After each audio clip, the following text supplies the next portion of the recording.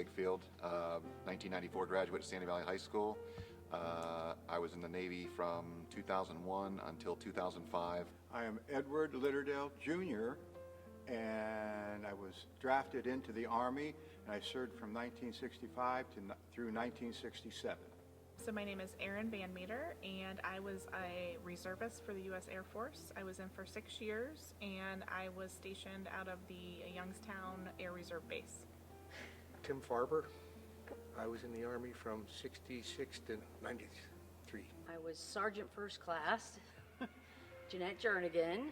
I was in the U.S. Army for 4 years, and then I was U.S. Army Reserves for 18 years. My name is Larry Kale. I served in the U.S. Army. I chose the Navy for a few reasons. My dad was in the Navy back in the late 60s and early 70s. I also always enjoyed the water, always enjoyed the ocean, enjoyed being around those areas. So, you know, when you join the Navy, you're going to be near the water, whether you're on a ship or not. So it was that was definitely part of the decision. Everybody was getting drafted, so I know it was going to happen. It was just a matter of when. I reached 19 and a half, and at the same time I was 19 and a half, I got my draft notice. I joined because more of the humanitarian effort than anything. Being in the military is not always about going to war. They do a lot of humanitarian missions. So I joined so that I could be helpful to other people.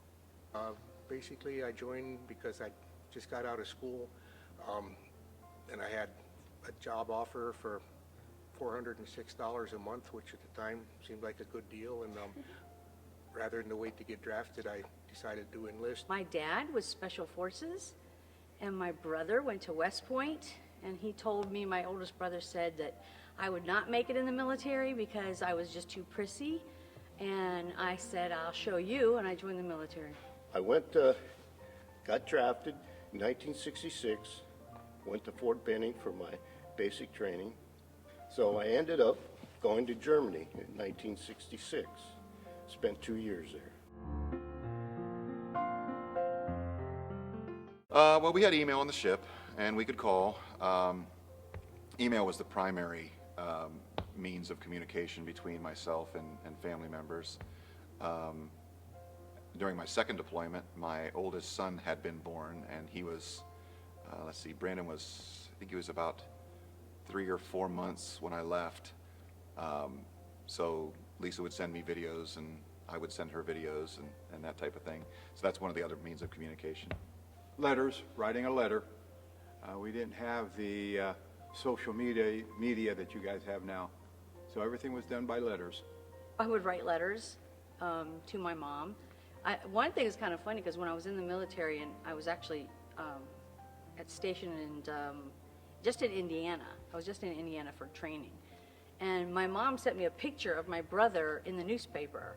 He had gotten hit by a car. So in the mail, this is like snail mail, it's coming to me, and he got hit by a car, and she didn't put anything with it. And so I'm like frantic, like trying to figure out what happened. So I went and, you know, found a phone real quick and called her and found out that he was fine. But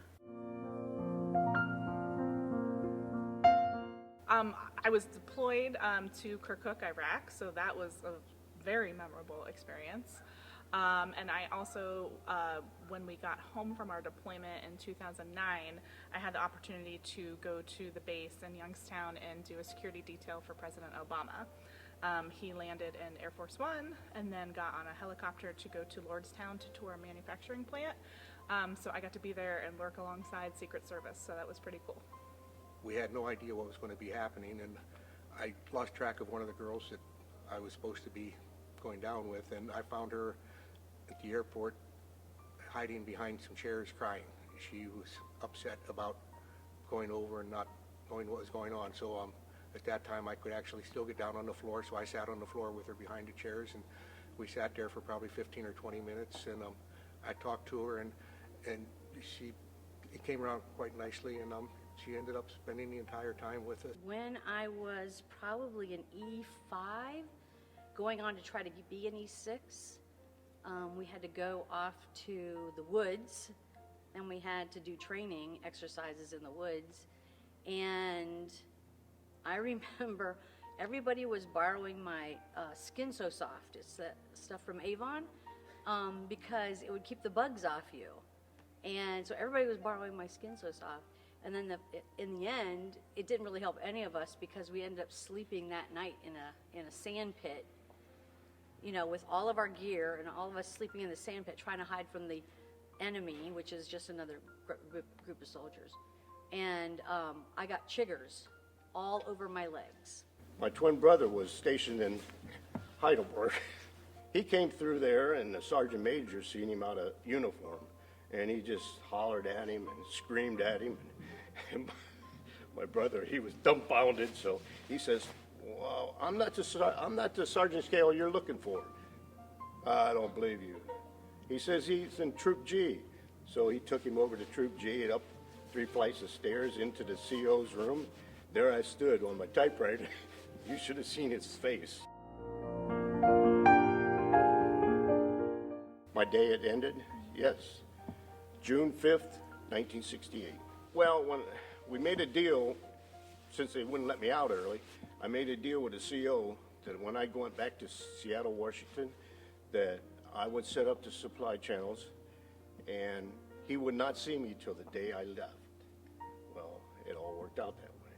But Seattle's not the very best place to go if you want to lay out in the sun or have fun, because it just seemed like with 30 days that I got back there, all it did was rain. So my day came to transfer out, I want to say. I know there's a word for it. But anyway, I went in to the CO for him to sign my papers, and he says, "Oh, by the way, Sergeant Carroll, where you been?" I said, "Oh, I've been in my room. I've been outside." I said, "I told you we made that deal. You wasn't going to see me to the day you signed my paper." So he said, "You're right." He said, "I appreciate all your help." So that was June 5th, 1968. I was trying to decide whether I wanted to sign another 4-year contract. I really did, but it just so the timing of it, I signed up in 2003, so my enlistment was up in 2009, and it was only maybe 6 months from when I had gotten home from Kirkuk. And in my family, would say voted for me to not re-enlist. Grace was very little at the time. She was 3. And so the idea of me having to leave again in a couple of years and leave her for another 6 months was kind of, it was hard to swallow. So I ended up not re-enlisting. Time was up and came back to the States and then was discharged. Was it anything special? No, just, it was time.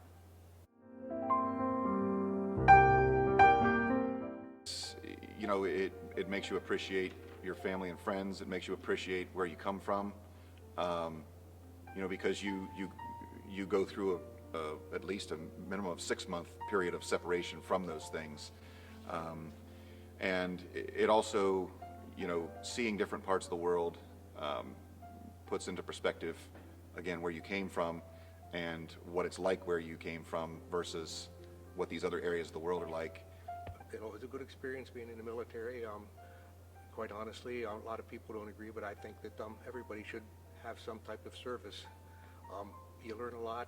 You learn discipline and a lot of things that actually help you in your civilian life. But it was a good experience for me. It was not that I was going to run away from it. I was proud to serve my country. Words of wisdom, oh my gosh. With regards to career paths, with regards to the military, I think that the military is a good route to go for a lot of people. I think it's sometimes something that kind of gets overlooked as far as the opportunities that might be provided for people that, you know, for students who are planning on going to school. You know, there's kind of this general thought process that the military is something you do outside of maybe further education or outside of maybe going into a trade. But, you know, when it comes to educational opportunities, the military is one of the best ones out there, in my opinion, because it can not only provide you with the training and the skills that you need for those areas in the workforce, but as they did with me, I had already obtained those skills through a different means, but the Navy helped financially take care of a lot of that. So just, I would say don't write it off as something that you don't want to do or is not for you until you've researched what possibilities are out there. I would say for anybody that is even thinking about joining, you will make, like I said, lifelong friends. You will find people that you are so close to that, like, you know, they're like a sibling to you. I definitely gained that, and I definitely gained the deployment itself. I definitely gained a deeper feeling of like gratefulness. Like, we're so privileged to have like things like running water here and like an infrastructure. You know, our roads are paved. There's so many things that I think we take for granted here that deployment definitely changed my view. I'm definitely much more grateful for the things that I have. Do your best. Just do your best at whatever you do, and you'll enjoy it. Honestly, I really miss being in the military. I really liked it a lot.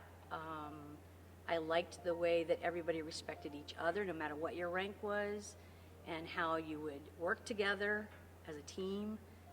And I really enjoyed, you know, that kind of camaraderie, and kind of miss that. Well, I would suggest that if you're young and you can't afford to go to college, that would be the way to go. Because I talked to one of my grandkids, he thought maybe he should have tried. Oh, respect.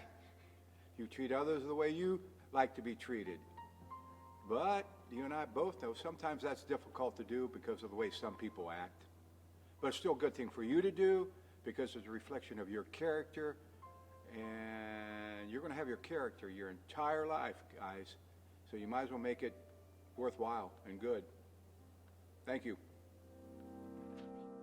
3.